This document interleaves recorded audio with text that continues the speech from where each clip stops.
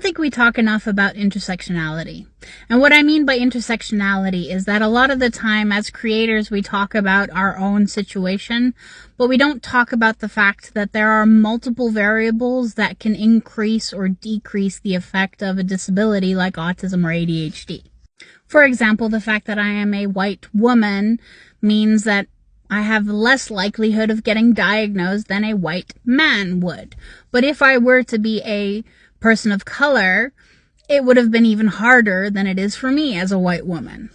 Now let's bring in support, for example. So being an autistic ADHDer, I sometimes need support. And let's be honest, there's not enough support for anyone out there. I mean, there really isn't that much support for autistic adults at all. If you think about it, when it comes to ADHD, at least there's medication. But when it comes to autism, yeah, we have support groups online, I suppose. We have communities where we can talk to each other and help each other out with little hacks and tips. But there's really not much support. The only real support that I can think of is maybe therapy. And therapy is costly. Now, being a white woman who makes a decent living, I'm able to afford that. But someone that maybe has a less high up job, maybe someone who has a hard time even staying employed because of their autism, because of their disability, well, they can't access therapy.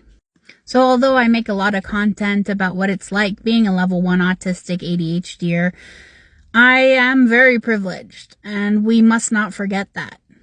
People that unfortunately cannot be employed as easily because of their disability, or people who have a hard time with systemic racism, or who have been growing up in a situation of poverty, they have a much harder time than I do. So yeah, I can share fun tips and tricks and accommodations that work for me, but a lot of those accommodations and tips and tricks are not even an option for other autistics or ADHDers.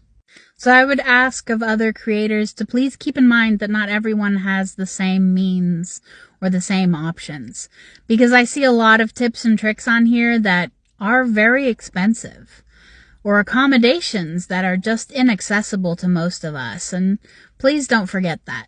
So bring on the free tips and tricks, the things that you can do without having to spend a lot of money, the things that you can do without having to try and find a professional that can help you. Please share those more, because I think all of us deserve a little bit of support, at least from our online community. Thanks, guys.